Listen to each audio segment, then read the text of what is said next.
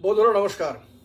আজকে এই ভিডিওতে আমি আপনাদের সামনে এমন 10টি পয়েন্ট তুলে ধরব যেগুলি শোনার পর আপনারা বলবেন হ্যাঁ সেই পয়েন্টগুলো আপনারাও ভেবেছিলেন, আপনাদের মনের মধ্যেও ঘুরপাক খাচ্ছিল কিন্তু বলতে পারেননি বা বলেননি কাউকে। মিলিয়ে নেবেন আপনাদের সঙ্গে মেলে কিনা।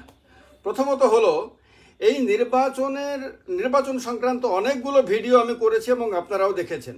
যদি খেয়াল করে থাকেন, নির্বাচনের ইস্যু নিয়ে আলোচনা করতে গিয়ে আমি অনেকগুলো ভিডিওতে বলেছি যে এবার রাম মন্দির আর বড় ইস্যু থাকছে না। অরবিন্দ কেজরিওয়ালকে গ্রেপ্তার করা এবং ইলেকটোরাল বন্ড, এই দুটো বিষয় সামনে চলে আসার কারণে রাম মন্দির ইস্যুটা অনেক পেছনে চলে যায়।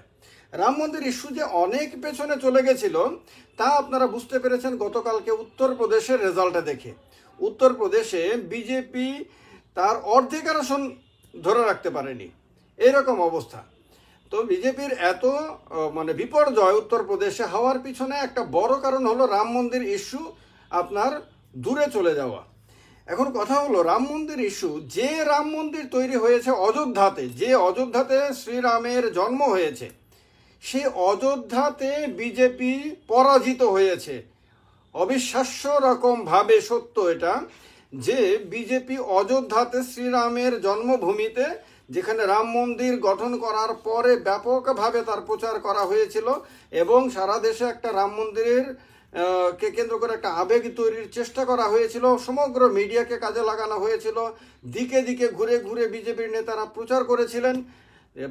জানুয়ারি, ফেব্রুয়ারি, মার্চ এই সময়টাতে ব্যাপকভাবে সেই অযোধ্যাতে বিজেপি প্রার্থী পরাজিত হয়েছেন সমাজবাদী পার্টির কাছে, যে সমাজবাদী পার্টিকে বিজেপি দীর্ঘদিন ধরে মুসলিমদের পার্টি হিসেবে তুলে ধরেছে, মুসলিমদের হিন্দু বিরোধী দল হিসেবে সমাজবাদী পার্টিকে তুলে ধরেছে। সেই সমাজবাদী পার্টির প্রার্থী বিজয়ী হয়েছে অযোধ্যাতে। দ্বিতীয় হলো প্রধানমন্ত্রী নরেন্দ্র মোদী, যিনি হিন্দু হৃদয় সম্রাট হিসেবে যাকে তুলে ধরা হয়েছিল, যিনি নতুন করে হিন্দুত্ববাদের একজন পুরোধা ব্যক্তিত্ব হিসেবে সারা ভারতবর্ষে উঠে এসেছিলেন। সেই নরেন্দ্র মোদীর যে জয় হয়েছে উত্তরপ্রদেশের বারাণসীতে, যে বারাণসী হিন্দুদের, সারা পৃথিবীর হিন্দুদের সবচেয়ে বড় তীর্থক্ষেত্রের মধ্যে একটি, সেই বারাণসীতে তার জয়ের ব্যবধান 2014-তে ছিল 3,71,784 ভোট। 2019-এ তা বেড়ে হয় 4,79,505 ভোট। আর 2024-এ তার ব্যবধান কমে হয়, অর্ধেকেরও কম হয়ে হয় 1,52,513 ভোট মাত্র।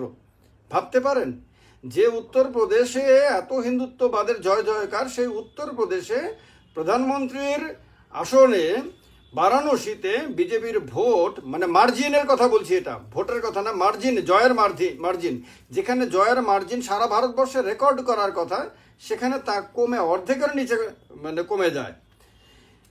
3 নাম্বার হলো বিজেপি যেখানে একাই 350 আসন পাওয়ার স্বপ্ন দেখছিল, 350 বেশি 370 আসন পাওয়ার স্বপ্ন দেখছিল এবং প্রায় প্রত্যেকটি এক্সিট পোলে বিজেপিকে 350 থেকে বিজেপি জোট এনডিএকে আপনার প্রায় 400 কাছাকাছি অথবা 400 পার পর্যন্ত দেখানো হয়েছিল।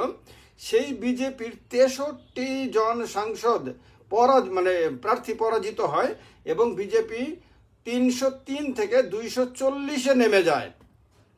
এটা একটা বিরাট অধঃপতন রাজনৈতিকভাবে, যখন বিজেপি সারা পৃথিবীতে সবচেয়ে বড় দল হিসেবে নিজেকে তুলে ধরে, তখন বিজেপির এই বিরাট বড় অধঃপতন হয়েছে এক্ষেত্রে। এরপরে হলো যে কংগ্রেসের রাজনীতি শেষ হয়ে গেছে, নরেন্দ্র মোদী কংগ্রেস মুক্ত ভারত গঠনের ডাক দিয়েছিলেন, কংগ্রেসের প্রচুর সংখ্যক নেতাকে বিজেপিতে ঢুকিয়ে নিয়েছিলেন এবং কংগ্রেসকে দেশকে কংগ্রেস মুক্ত করতে গিয়ে বিজেপিকে কংগ্রেস যুক্ত করে দিয়েছিলেন। সেই কংগ্রেস পার্টি 47টি আসন বাড়িয়ে নিয়ে 99-এ দাঁড়িয়েছে এবং কংগ্রেস সারা ভারতবর্ষে কংগ্রেসের পুনরুজ্জীবনের একটা আশা জাগিয়ে দিয়েছে এবং আজকে সারা ভারতবর্ষের কংগ্রেস কর্মীরা উজ্জীবিত হয়েছে, তারা তাদের ভবিষ্যৎকে আবার উজ্জ্বল দেখতে শুরু করেছে। এটাও একটা বড় ঘটনা।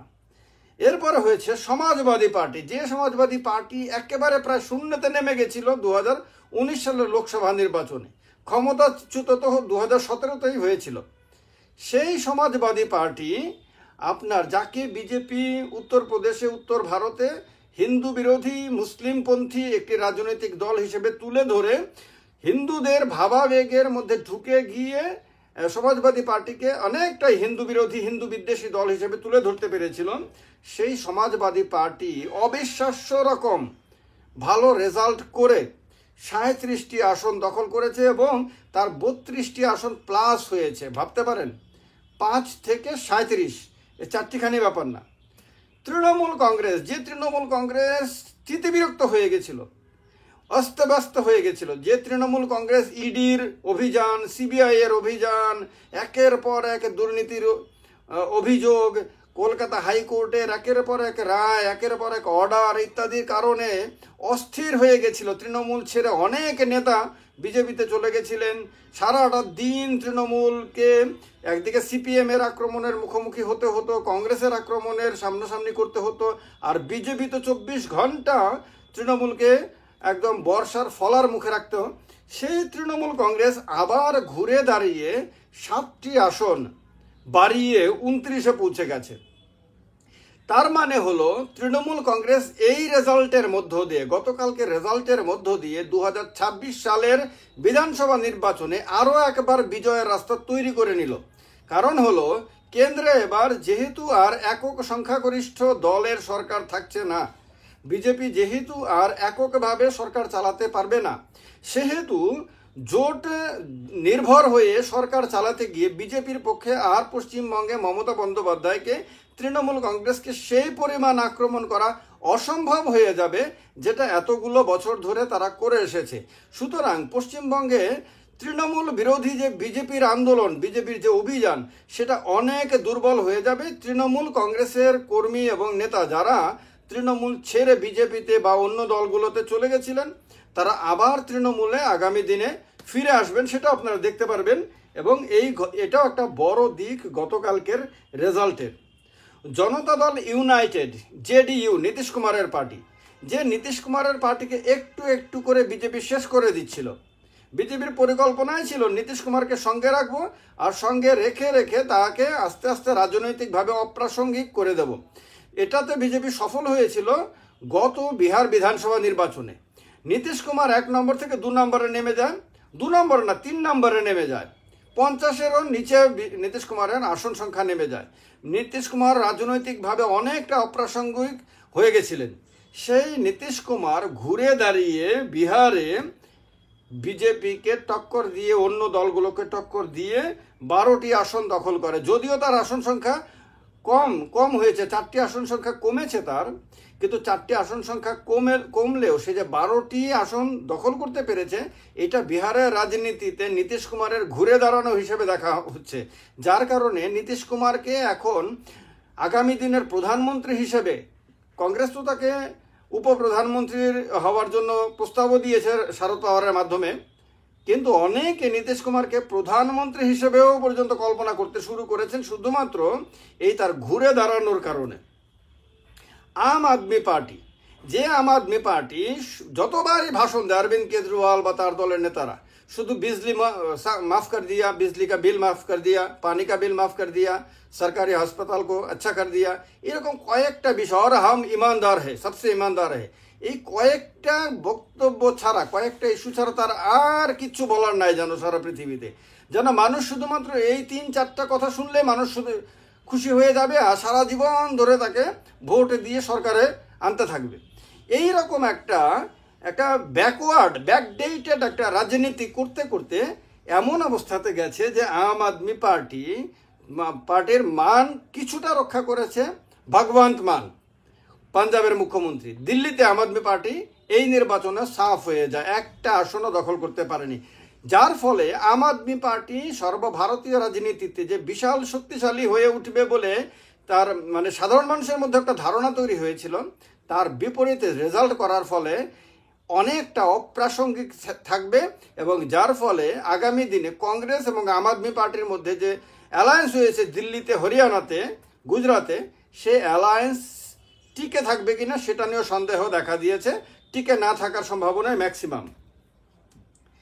এরপরে সবচেয়ে বেশি গুরুত্বপূর্ণ সেটা হলো প্রিয়াঙ্কা গান্ধী। এই নির্বাচনে প্রিয়াঙ্কা গান্ধী দাঁড়াবে বলে অনেকের ধারণা ছিল, দাবিও উঠেছিল কংগ্রেস দলের মধ্যে প্রিয়াঙ্কা গান্ধী যাতে রায়বেরেলি অথবা আমেঠিতে দাঁড়ান, কিন্তু দাঁড়াননি, শেষ পর্যন্ত দাঁড়াননি তিনি। কিন্তু এই নির্বাচনটা পুরোটাতে প্রিয়াঙ্কা গান্ধী ব্যাপক পরিশ্রম করেছেন, বিভিন্ন জায়গায় ঘুরে ঘুরে ভাষণ দিয়েছেন এবং তার ভাষণ শুনে সাধারণ মানুষের মধ্যে, সামনের জনতার মধ্যে ব্যাপক উন্মাদনাও দেখা গেছিল। এবং এত বুদ্ধিমত্তার সঙ্গে প্রিয়াঙ্কা গান্ধীর ভাষণ, এক একটা ভাষণ, কোনো ভাষণের মধ্যে ত্রুটি বার করার, তাকে নিয়ে হাসি ঠাট্টা করার কোনো সুযোগ তার চরম বিরোধীও পায়নি। যার ফলে প্রিয়াঙ্কা গান্ধী এই নির্বাচনের মধ্য দিয়ে তার ভবিষ্যৎ রাজনীতির জন্য পাকাপোক্ত ব্যবস্থা করে ফেলেছেন। এটা হলো এই নির্বাচনের ভোট ফলাফলের পরে যে বিশ্লেষণ, রাজনৈতিক বিশ্লেষণ, সেই রাজনৈতিক বিশ্লেষণে বোধহয় অন্যতম গুরুত্বপূর্ণ একটা দিক। যার ফলে আগামী দিনে আপনারা রাহুল গান্ধীকে যেমন সর্বভারতীয় রাজনীতিতে খুবই বড় এবং গুরুত্বপূর্ণ এবং শক্তিশালী ভূমিকা দেখবেন, ঠিক তেমনিভাবে তার পাশাপাশি প্রিয়াঙ্কা গান্ধীকেও ভবিষ্যতের জাতীয় রাজনীতিতে বড় ভূমিকায় দেখতে পাবেন। এটা আজকের এই গতকালকের ফলাফলের পরে নিশ্চিতভাবে বলা যায়। এই যে বিষয়গুলো আপনাদের সামনে তুলে ধরলাম এবং তার অল্প অল্প করে বিশ্লেষণ করলাম, এগুলো আমার পূর্ণ বিশ্বাস যে আপনারা অনেকেই ভেবেছিলেন এবং এই কথাগুলো শুনে আপনারা হয়তো নিজেরা মনে মনে ভাবছেন যে হ্যাঁ, এই পয়েন্টটা আমিও ভেবেছিলাম। আপনারা কোন কোন পয়েন্ট সম্বন্ধে আপনারা আগে থেকে ভেবে রেখেছিলেন কমেন্ট বক্সে কমেন্ট করে জানাবেন। ভিডিওটি ভালো লাগলে লাইক এবং শেয়ার করতে তো ভুলবেন না একেবারেই। আর সঙ্গে থাকবেন, বেশি করে সঙ্গে থাকবেন। ভালো থাকবেন। নমস্কার, জয় হিন্দ, বন্দে মাতরম।